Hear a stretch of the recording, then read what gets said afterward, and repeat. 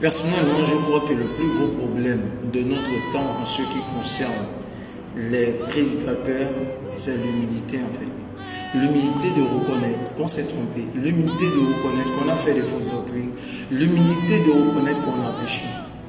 Et vous voyez, je dis et je le répète, la Bible, c'est des récits de Dieu avec les hommes.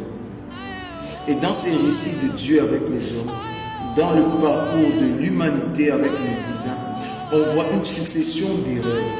Mais on voit également une catégorie de personnes qui ont tout fait pour réparer leurs erreurs en se repentant. Beaucoup de personnes veulent simplement avancer. Proverbe 28 à partir du verset 13 nous dira, celui qui cache ses transgressions ne prospère point. Vous ne pourrez pas avancer, vous ne pourrez pas avancer, vous ne pourrez pas prospérer dans une nation, dans un pays, dans le mensonge. Vous ne pourrez pas prospérer, voilà, en ce qui concerne la foi, la spiritualité, tout ce que vous voulez. Dans le mensonge, soyez-en sûrs, tous ceux qui commettent le mal auront des sanctions légales. Je vous dis, qu'importe le temps que ça va prendre. Les hommes se disent souvent, comme ils bâtissent, comme ils s'élèvent, comme on le voit avec Nimrod dans Genèse 11, qui construisent, et ils sont là, ils se faisant nous. Beaucoup de personnes se lèvent dans cette nation, beaucoup de personnes se lèvent là, ça et là, pour se faire un nom. Mais pas parce qu'ils ont une mission. Il y a une différence entre vouloir accomplir une mission et vouloir se faire un nom.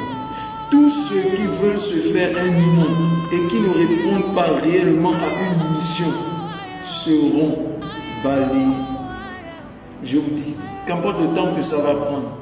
Et ces gens montent jusqu'à un certain niveau. La chute sera terrible. La chute sera terrible.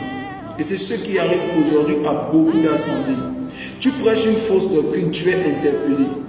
Tu es allé commettre l'adultère quelque part. Tu trompes ta femme, tu bats tes enfants, tu méprises ta famille, tu fais du désordre ça et là. Tu ne veux pas te repentir.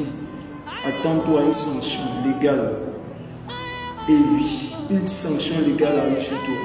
Et c'est ce qui se passe dans ma nation, c'est ce qui se passe. Beaucoup de personnes ne peuvent pas parler. Comme l'Écriture le dit, toutes les bouches sont fermées. Pourquoi? À cause du péché. À cause du péché. Les gens ne veulent pas se repentir, ils veulent faire les séminaires.